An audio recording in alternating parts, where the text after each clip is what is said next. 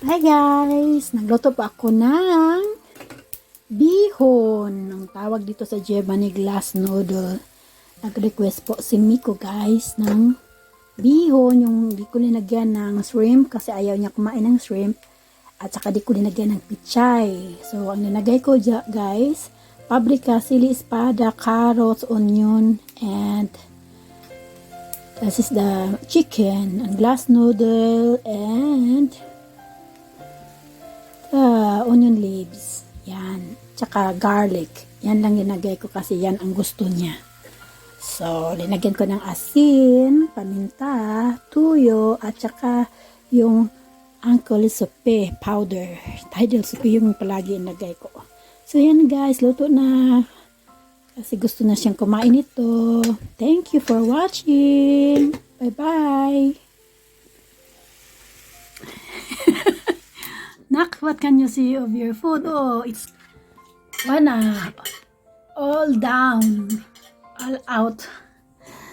So, you eat all? Look at guys. Wala na guys.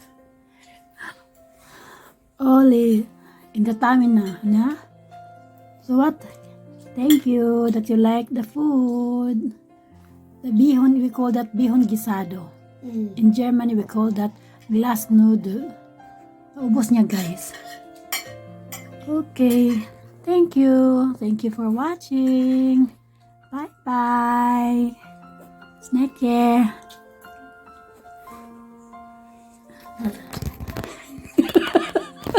Hi guys. So now he's eating his request. Can I make video? Yeah. Butin appetit. Look, what is that? Can you read the Glasnudeln or the bihon, Guinisang Bihon?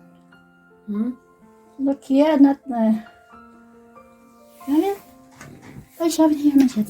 Look at that. He's eating. It's Guinisang Bihon and his apple sauce on water. Siya pepper guys. Gusto niya ng pepper. So can you rate Snake 1 up to 10? 11. Oh, so guys, that is it. Tapos ilagyan niya ng pepper. Mahilig talaga siya sa chili guys, at saka sa pepper. Yan. Guten appetit, Snake. Enjoy!